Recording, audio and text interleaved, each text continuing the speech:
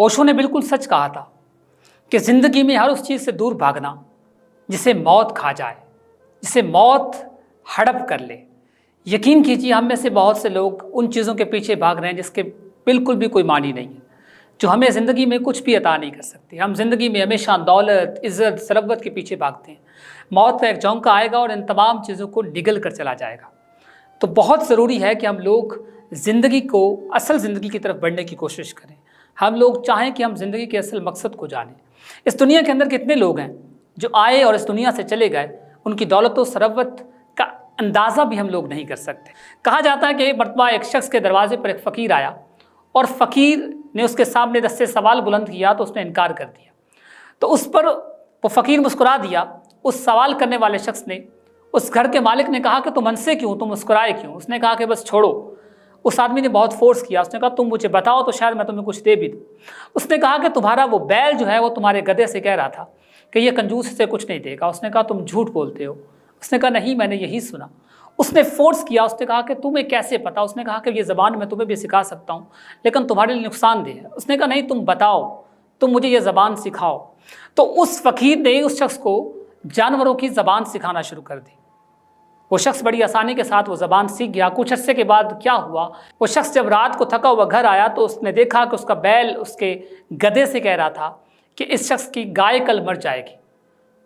तो उस वक़्त उसने अपने नौकर को बुलाया और कहा कि सुबह होने से पहले पहले इस गाय को कहीं बेच दो। नौकर ने उसकी बात मानी, वो गाय को कहीं बेच आया।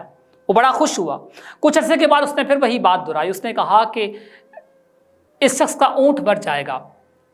तो उस पर वो बहुत हैरान हुआ। उसने फ़ौरन अपने नौकर को बुलाया और कहा कि जल्दी से जाओ और ये ऊँट भी कहीं बेच आओ। वो शख्स गया और उसने वो ऊँट भी बेच दिया। तो वो बहुत खुश हुआ। उसने कहा कि ये ज़बान सीखना तो मेरे लिए बहुत अहम साबित हुआ। कुछ अर्सा और गुजरा तो बैल ने गधे से कहा कि सुबह इसका बेटा मर जाएगा। तब वो शख्स बहुत हैरान हुआ। उसने सर पकड़ लिया कि अब मेरा क्या बनेगा, मैं अपने बेटे को तो कहीं बेच भी नहीं सकता। वो सारी रात ज़ारो कतार रोता रहा। जब सुबह का सूरज तलु हुआ तो उसके लिए तारीकी छा चुकी थी। उसके बेटे की लाश उसकी आंखों के सामने पड़ी थी और वो चीखो पुकार कर रहा था, आहो बुका कर रहा था।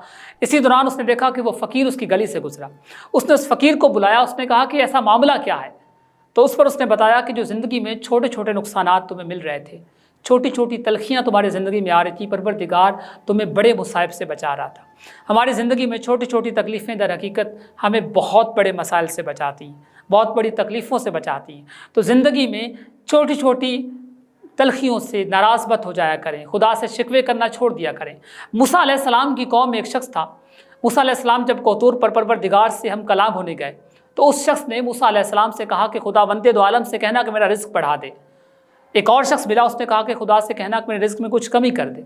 तो मूसा अलैहिस्सलाम जब कोतूर पर गए तो आपने परवरदिगार से अर्ज़ किया कि कादिर मुतलक फ़लाँ शख्स ने कहा है कि उसका रिज़्क बढ़ा दिया जाए और उसके मद्दे मुकाबले दूसरे शख्स ने कहा है कि उसका रिज़्क कम कर दिया जाए। तो अल्लाह तबारक व तआला ने फरमाया कि मूसा, जो शख्स कहता है कि मेरा रिज़्क बढ़ा दिया जाए, उससे कहना मेरा शुक्र अदा करना शुरू कर दे, और जो कह रहा था कि मेरा रिज़्क कम कर दिया जाए तो उसे कहना कि मेरी नाशुक्री करने लग जाए।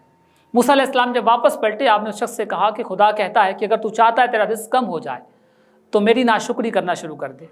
उसने कहा कि कैसी बात करते हैं नबी अल्लाह, मैं क्यों करना शुक्री करूँ, मुझे उसने कितना अता किया।